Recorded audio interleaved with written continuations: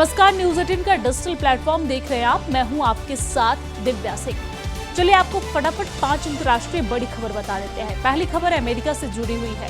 Greenland को लेकर white house में अब तक की सबसे बड़ी और अहम बैठक हुई है और इस बैठक के बाद अमेरिकी राष्ट्रपति डोनाल्ड ट्रंप के इरादे और साफ हो गए हैं। व्हाइट हाउस ने संकेत दिया है कि अमेरिका ग्रीनलैंड को अपने कब्जे में लेने के लिए हर विकल्प पर विचार कर रहा है, जिसमें सैन्य विकल्प भी शामिल है। और इस बयान ने न सिर्फ डेनमार्क बल्कि पूरे नाटो में हलचल मचा दी है।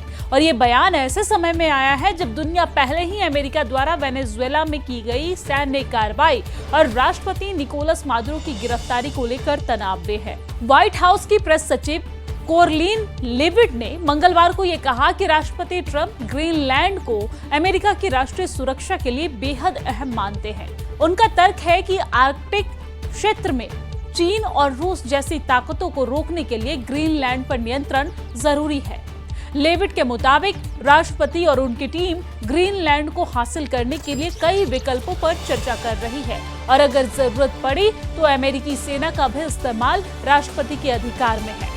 हालांकि अमेरिकी विदेश मंत्री मार्को रूबियो ने थोड़ी नरमी दिखाते हुए कहा कि फिलहाल सैन्य कार्रवाई की कोई तत्कालिक योजना नहीं है। उन्होंने संकेत दिया है कि अमेरिका की पहली पसंद अब भी ग्रीनलैंड को डेनमार्क से खरीदने की है, लेकिन व्हाइट हाउस और विदेश मंत्रालय के अलग अलग सुरों ने साफ कर दिया है कि ट्रंप प्रशासन किसी भी विकल्प को पूरी तरह से खारिज नहीं कर रहा।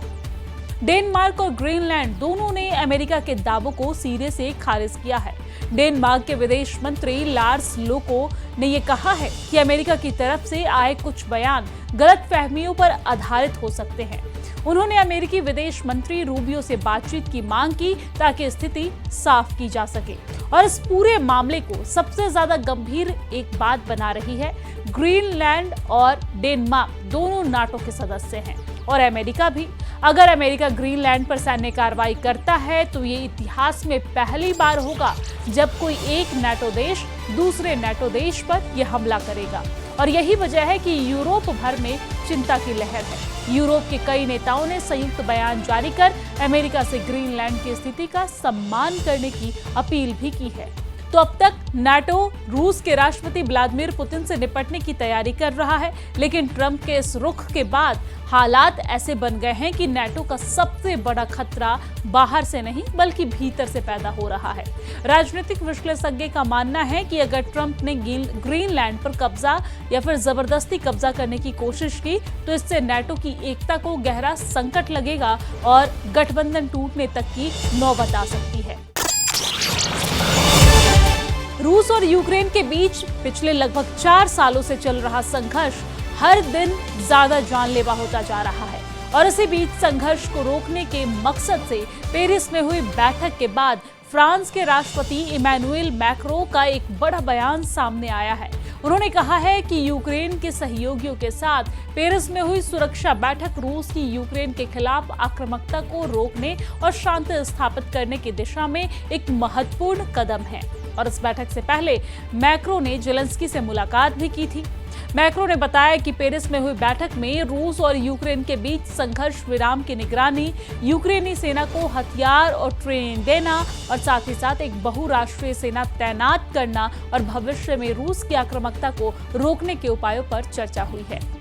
इस बैठक में अमेरिका सहित 25 से ज्यादा देशों ने हिस्सा लिया और इस पूरी बैठक और बातचीत का मकसद रूस को सीज फायर के लिए राजी करना और यूक्रेन की सुरक्षा सुनिश्चित करना है कि निगरानी अमेरिकी नेतृत्व में ही की जाएगी। सहयोगी देशों ने ये भी कहा है कि संघर्ष विराम के बाद भी यूक्रेनी सेना को हथियार, ट्रेनिंग और समर्थन मिलता रहेगा ताकि वो भविष्य में रूस की किसी भी आक्रामकता को रोक सके। बैठक में भविष्य में किसी भी रूसी हमले की स्थिति में सुरक्षा गारंटी सुनिश्चित करने और यूक्रेन के साथ लंबे समय तक रक्षा सहयोग बनाए रखने पर भी चर्चा हुई है। हालांकि कई जरूरी डिटेल्स को अभी फाइनल किया जाना बाकी है। मैक्रो ने कहा है कि इस बैठक में अब तक के सबसे ज्यादा यानी कि 25 राष्ट्र अध्यक्षों और सरकारी प्रतिनिधियों ने हिस्सा लिया। अमेरिकी प्रतिनिधियों में स्टीव विटकॉफ और डोनाल्ड ट्रंप के दामाद जेरेड कुशनर शामिल हुए थे। इस दौरान जेलेंस्की ने इस बात पर जोर दिया कि यूरोपीय देशों की सशस्त्र सेनाओं का सहयोग और प्रतिबद्धता बहुत जरूरी है। जेलेंस्की ने कहा कि ब्रिटेन और फ्रांस जैसे देशों से सैनिकों, हथियारों और तकनीकी सहायता की तैनाती को महत्वपूर्ण माना जाता है। कई देश अपनी संसदों में मंजूरी मिलने के बाद ही सैनिकों को तैनात कर सकते हैं, इसलिए कुछ देशों की प्रतिबद्धता अभी तक साफ नहीं है। तो ये ध्यान देने योग्य है कि इस बैठक के दौरान 5 मुख्य मुद्दों पर विशेष ध्यान दिया गया है। इसमें संघर्ष विराम की निगरानी सुनिश्चित करना, साथ ही यूक्रेनी सेना को लंबे समय तक समर्थन देना और जमीन देना, साथ ही साथ समुद्र और हवा में एक बहुराष्ट्रीय सेना तैनात करना शामिल था। हालांकि अभी तक रूस के रुख का कुछ पता नहीं चल पाया है। पेरिस में हुई बैठक पर रूस की ओर से अभी तक कोई प्रतिक्रिया सामने नहीं आई है। फ्रांस का मानना है कि रूस का रुख साफ होने के बाद ही आगे कुछ किया जाएगा या फिर कुछ कहा जा सकता है। और अब तीसरी खबर आपको बताएंगे, जहां पर अमेरिका से तनाव के बीच ईरान ने अपनी सेना में 3 बड़े बदलाव किए हैं। सेना ने ये बदलाव बाहरी हमले को रोकने और जनता से कनेक्शन बनाए रखने के लिए किए हैं। जून 2025 के बाद ये तीसरा बड़ा मौका है जब सेना के एक साथ इतने बड़े बदलाव किए गए हैं। जून 2025 में जंग के दौरान ईरान आर्मी के टॉप अफसर मारे गए थे और उस वक्त सेना के प्रमुख पदों पर बड़ी नियुक्ति की गई थी। अगस्त-सितंबर 2025 में ईरान आर्मी में बड़े बदलाव हुए थे और उस वक्त किले को दुरुस्त करने के लिए सेना में कई उप कमांडर बनाए गए थे। अगस्त 2025 में ही अली लारीजानी को ईरान सुरक्षा परिषद का सचिव नियुक्त किया गया था। रिपोर्ट के मुताबिक ईरान की सेना अहमद वाहिदी को उप कमांडर नियुक्त किया गया है और वाहिदी को अमेरिका का कट्टर दुश्मन माना जाता है। अमेरिकी ने वाहिदी को ब्लैक लिस्ट में रख रखा है। वाहिदी सेना में दूसरे नंबर के अधिकारी बनाए गए हैं। वाहिदी को सेना के ऑपरेशन का जिम्मा भी मिला है।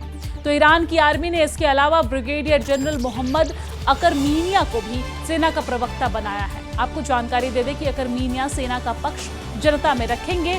जनता से कनेक्शन को ठीक करने के लिए अकरमीनिया को प्रवक्ता नियुक्त किया गया है। ईरान की सेना ने अली फदावी को सलाहकार समूह का मुखिया नियुक्त किया है। आपको जानकारी दे दें कि फदावी ईरान आर्मी में उप कमांडर रह चुके हैं।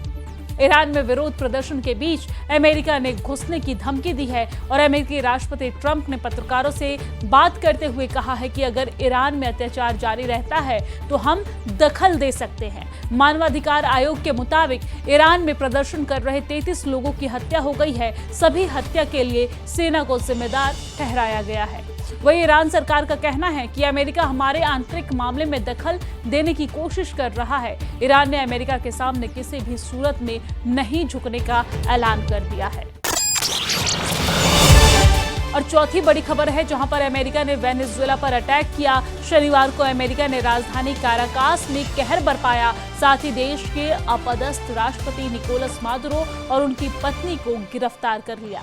अमेरिका के इस ऑपरेशन पर जहां पूरी दुनिया की नजर थी, जहां पूरी दुनिया ने इस पर रिएक्शन दिया, तो वहीं दूसरी तरफ सऊदी ने भी खेल कर दिया है। सऊदी ने यमन में यूएई को पटखनी दे दी है। दरअसल यमन में पिछले दिनों सऊदी और यूएई के बीच टकराव बढ़ गया था और यमन में 2015 से गृह युद्ध चल रहा है। हुती विद्रोहियों के खिलाफ सऊदी और यूएई ने मिलकर यमन सरकार का समर्थन किया, लेकिन बाद में दोनों के बीच मतभेद हो गए।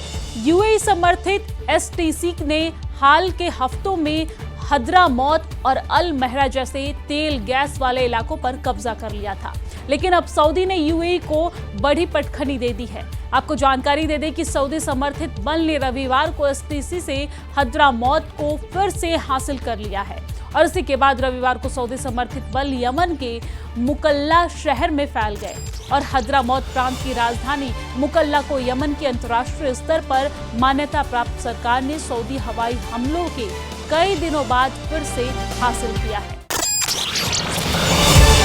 और पांचवी बड़ी खबर ईरान से है, जहां पर ईरान में 10 दिन से जारी विरोध प्रदर्शन ने अयातुल्लाह अली खामेनेई सरकार की टेंशन बढ़ा दी है।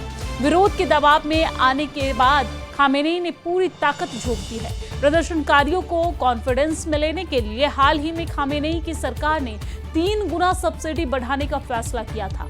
लेकिन इस पर भी बात नहीं बन पाई। अब खामेनेई सरकार ने प्रदर्शनकारियों को रोकने के लिए हर नागरिक को 600 रुपए प्रति माह देने का फैसला किया है।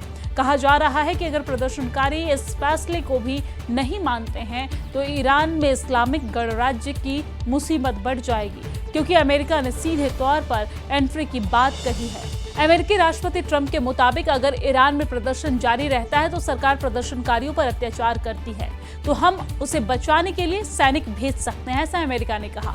ईरान ने अपने हर नागरिक को अगले 4 महीने तक सब्सिडी देने का ऐलान किया है और ईरान की कुल आबादी 9 करोड़ है। खामेनेई की सरकार का कहना है कि अगले 4 महीने में हालात बदल जाएंगे, इसलिए ये सब्सिडी देने का फैसला लिया गया है। ईरान में ये पहली बार है जब आम लोगों को राहत देने के लिए हर महीने 600 रुपए देने का फैसला किया गया है। दरअसल प्रतिबंध की वजह से ईरान पर आर्थिक दबाव काफी ज्यादा बढ़ गया है। महंगाई बेलगाम हो गई है, पैसे की वैल्यू खत्म हो गई है और बाजार में सन्नाटा पसरा हुआ है। यही वजह है कि लोग सरकार के विरोध में सड़कों पर उतर आए हैं।